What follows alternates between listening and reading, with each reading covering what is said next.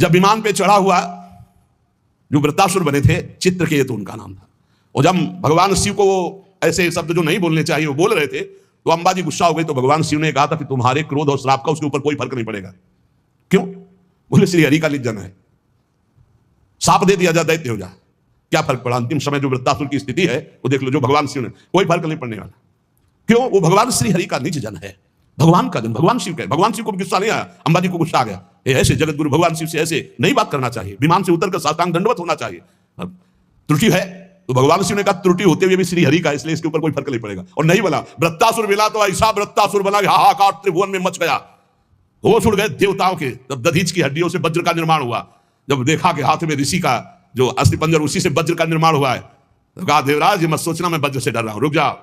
भगवान हरि से बात की, जैसे छोटा सा बछड़ा अपनी माँ की, जैसे घोंसले में बिना पंख उगे हुए बच्चा चिड़िया का अपनी माँ का, जैसे परदेश गए हुए पत्नी अपने पति का चिंतन, हे नाथ ऐसे ही हमारी वृत्ति आप में लगी रहे। और चलाओ, ये अमोघ है, चिंता मत करो, ये अमोघ है, मेरे ऊपर चलाओगे विध्वंस हो जाऊंगा, क्योंकि मैं जानता हूं ये क्या स्थिति वृत्तासुर की। अंतिम समय एकदम भगवदाकार वृत्ति जो बड़े बड़े ब्रह्म ऋषियों की होती है, वही महाभागवत वृत्तासुर। इसलिए हरि सर्वत्र सब रूपों में व्याप्त है, इसमें कोई संशय नहीं। मत्ता परतरम नान्यत् किंचित् अस्ति धनंजय। पर पुराणों में जो है, जहां जिस पुराण की चर्चा वही सर्वोपरि है। अगर देवी भागवत तो सर्वोपरि, उसी से सबका प्रादुर्भाव, शिव पुराण तो सर्वोपरि, उसी से सबका प्रादुर्भाव, गणेश तो उसी से सबका प्रादुर्भाव, आदि गणेश जिसकी पूजा ब्याह में माता पार्वती और भगवान शंकर भी करते हैं। जिधर देखो उधर वही परम तत्व है, इसलिए कोई छोटा नहीं।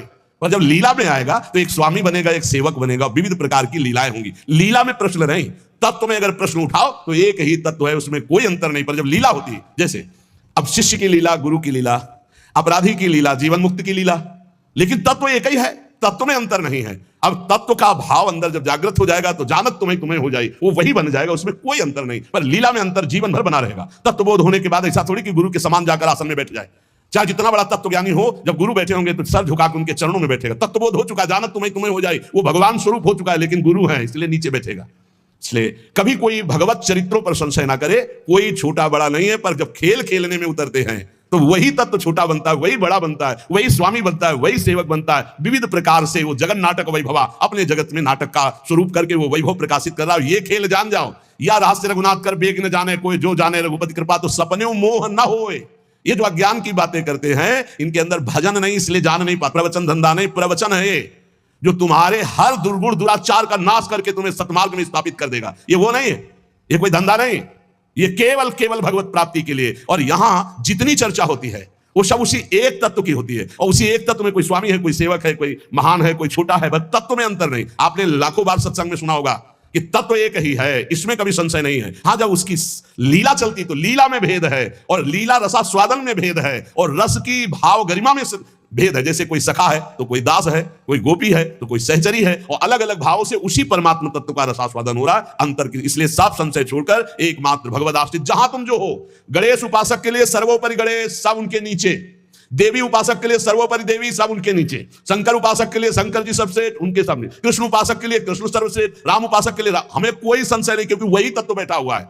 पर जब लीला में देखो तो हनुमान जी बन के शंकर जी ही चरण पकड़े राम जी के, और राम जी सेवक बन करके रामेश्वर की स्थापना करते। लीला में तुम कहां काट सकते हो? लीला में तर्क वितर्क नहीं, एक ही तत्व है, उसमें कोई अंतर नहीं। इसलिए बहुत सावधानी पूर्वक संतों के वचनों को सुना जाए और अपने चित्त में धारण करके भगवदानंद की प्राप्ति की जाए, जिसके लिए हमको अवसर मिला है। कहीं हम इधर उधर दोष दर्शन करके अपने परमार्थ से भ्रष्ट ना हो जाए, इसे ध्यान से सुन लो। जो जिनकी उपासना कर रहा है उसके लिए वो सर्वोपरि है। सर्वोपरि इसलिए कि वही सर्वोपरि तत्व है, दूसरा कोई नहीं है। पर जो जहां उपासना कर रहा है उसके लिए गर्व होना चाहिए कि हमारे उपास्य देव सर्वोपरि हैं। तर्क की जरूरत नहीं, मान्यता की जरूरत है। आप सर्वोपरि मानेंगे तभी तो आपका मन आराध्य देव में पूर्ण समर्पित होगा, और जब आप अनुभव करेंगे तो सब रूपों में मेरा ही आराध्य देव है, ऐसा आपको अनुभव होगा। और यही अनुभव होना परम सत्य अनुभव होना है। इसलिए खूब नाम जप करो, अच्छे आचरण करो, तर्क वितर्क मत करो। लीला अलग क्षेत्र है, तत्व ज्ञान अलग क्षेत्र है। तत्व का बोध होना और लीला में प्रवेश होना, दोनों में बहुत अंतर है। जब लीला की बात आएगी तो तत्व अंतर ध्यान हो जाता है, नहीं तो कैसे ध्यान है? मेरे प्रभु, इस समय मेरे प्रभु को शयन कराना है, मेरे प्रभु को भोग लगाना है, इस समय मेरे प्रभु को मंगलारती, इस समय मेरे प्रभु को जल पिलाना है, इस समय मेरे प्रभु को इत्र लगाना है। ये हम तत्व से थोड़ी देख रहे हैं, हम भाव से देख रहे हैं।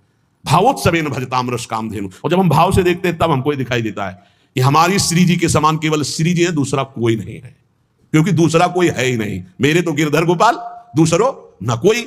ये हमको देखना, मीरा जी से लड़ना छोड़िए, कहेंगे करो पूजा भाई, हमको परेशान कब कर रहे हैं? हम तो कह रहे हैं मेरे तो गिरधर गोपाल दूसरों ने कोई। उनकी नंद कह रही थी ये हमारी कुल देवी पूजा को, बोले करो ना, बोले नहीं तुमको करना पड़ेगा, बोले हम तो नहीं करेंगे, हमारे तो गिरधर गोपाल दूसरों ने कोई। जाके सिर मोर मुकुट मेरो पति सोई, उनका नहीं करना चाहिए। बोले क्यों करना चाहिए? बोले सुहागवती होती तो विधवा थी। बोले तुमने कुल पूजन नहीं किया क्या?